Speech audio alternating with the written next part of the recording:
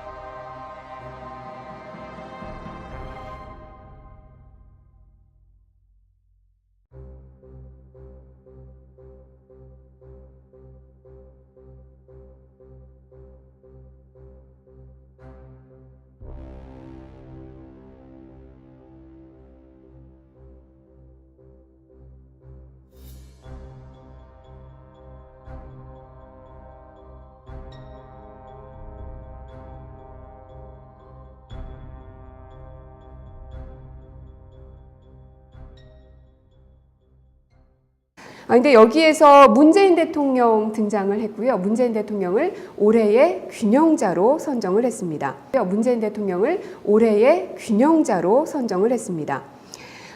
이 디플로맷은 지난 5월 문 대통령의 대선 승리와 문샤인 정책이 북한 위기로 가려졌다라고 보도를 하고 있고요. 하지만 문 대통령은 미국과 중국 사이에서 정치적 균형을 잡았다라고 평가를 했습니다. 또한 디플로맷은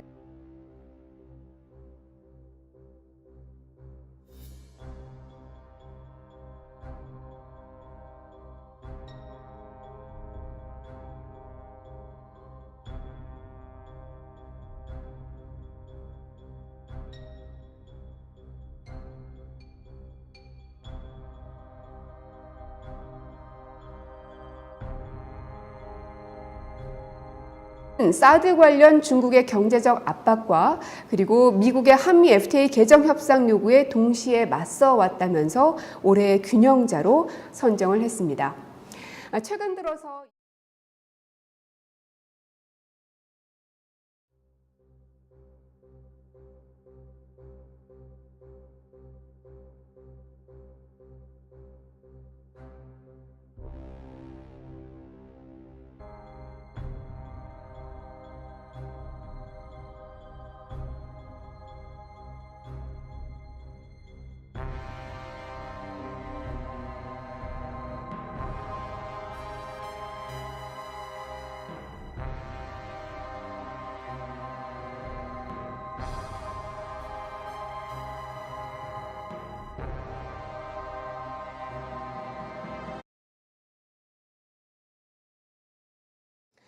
자, 그리고 11시 50분 청와대입니다에서도 종종 소개를 해드렸던 외교 전문 매체 디플로맷 잘 아시죠?